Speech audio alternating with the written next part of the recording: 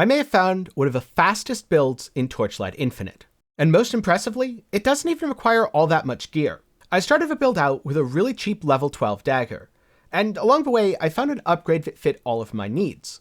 From there, it's just been a matter of scaling the gear so that I can scale my single target. And while this is one of the fastest builds I've played so far, able to zoom through Time Mark 7 and Time Mark 8 without an issue, the single target will be significantly lower than a lot of other builds unless you have good investment. I'd estimate that when I fought my first Guardian, I had around 1 million single target DPS. I didn't really know that my DPS was that low though, because I was clearing a lot of the tier 7 time marks in 2 minutes or less. Sure, you might think, well, there's a boss at the end, but that boss was a complete non-issue, since I was building in a way that allows me to totally negate it. I got this idea because I kept noticing the word explode. Enemies you kill explode, dealing a % of their health, or more accurately, wilted enemies you kill explode, dealing a percentage of their health. Now, the current seasonal mechanic for Torchlight Infinite, for the Dark Surge season, is Dark Surge, which lets you summon a bunch of monsters on demand right around your target.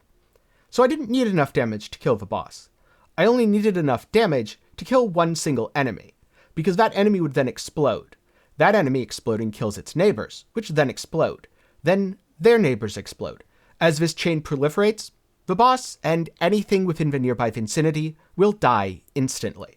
So if you're looking for a build that can start farming time marks on a budget, and you have another character capable of doing the bosses, or just want to get grinding and don't mind that they'll be painfully abysmally slow if you do a few of them, then this is absolutely the build for you. I started off with this dagger, which was a very cheap item that I could mass corrode. Once I got one with wilted enemies you kill explode, I was pretty good.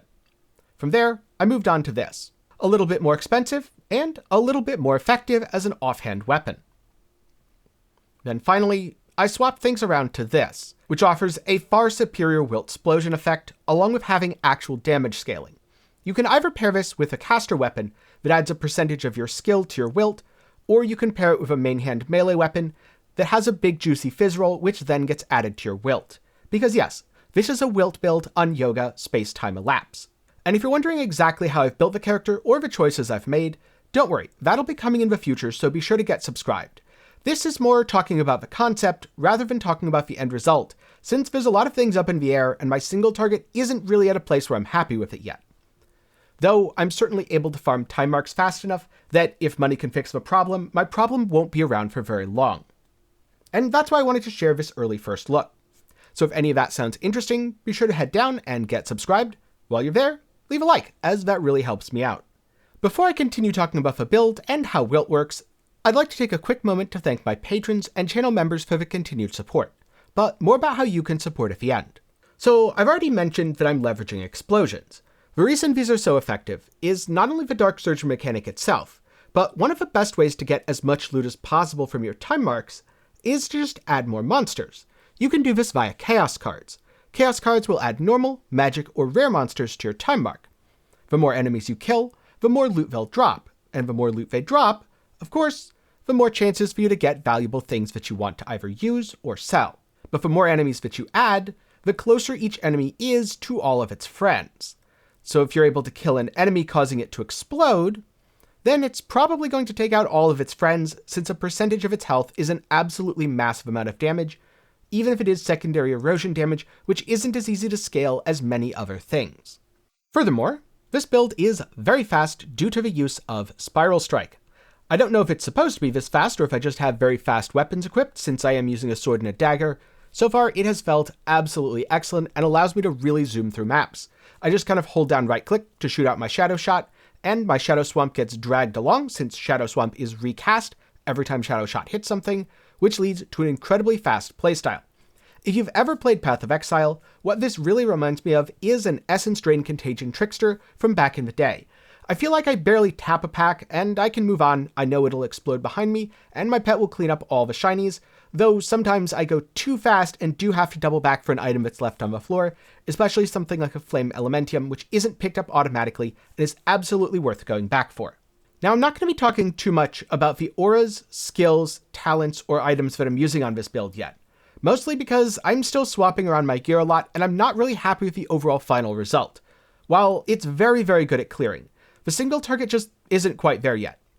I killed the Traveler when I had about 80% of my current DPS, and it took 13 minutes, which, while it was doable, and while I was certainly tanky enough to survive the fight, it was absolutely not a fun experience. And not one I plan to repeat too often, so I'm definitely going to improve my gear. Now luckily, I have gotten to a point where the Watchers themselves are only about a 3 to 5 minute fight, depending on how much they move. So that's feeling pretty good, and I'm sure with a little bit more investment, I'll be able to quickly do Time Mark 8 Watchers, in addition to the Traveler and Uber Traveler. I think the main thing that I need to focus on right now is getting more reap sources and more damage in general, since early on I was mostly focused on building defenses, because all my enemies exploded anyway, and I didn't need single target due to being able to use Dark Surge to vastly boost my single target. But before I wrap up this video, I did want to talk about one more topic that's very important to the build, and that is Wilt. Wilt is an ailment that stacks infinitely, so hitting things as many times as possible is ideal. This is why I'm using Shadow Shot and Shadow Swamp. When Shadow Shot hits an enemy, it immediately moves Shadow Swamp onto the enemy. This counts as a Shadow Shot hit and a Shadow Swamp hit, each of which can inflict a stack of Wilt, so I'm getting 2 stacks for every cast. Furthermore, both are erosion damage, so if I scale a bunch of erosion damage, not only is that scaling my Wilt damage, but it is scaling the spells themselves, which definitely contributes to the total damage that I deal. With 5 projectiles, Shadow Shot has really good coverage. Furthermore, Shadow Shot has a reverse knockback effect, meaning enemies are being pulled more closely together, so when one explodes, it's even more likely to take out its friends.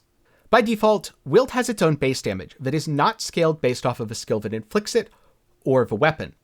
However, a lot of weapons, like the sword that I'm using, do change that Wilt scaling. My main hand weapon says that a % of my weapon's physical damage is also applied to the Wilt. And my offhand weapon says that a % of the skill's damage is applied to the Wilt.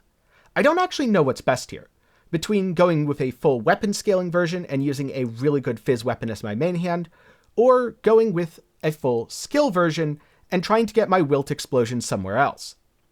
That's definitely something I'm going to have to experiment with more in the future.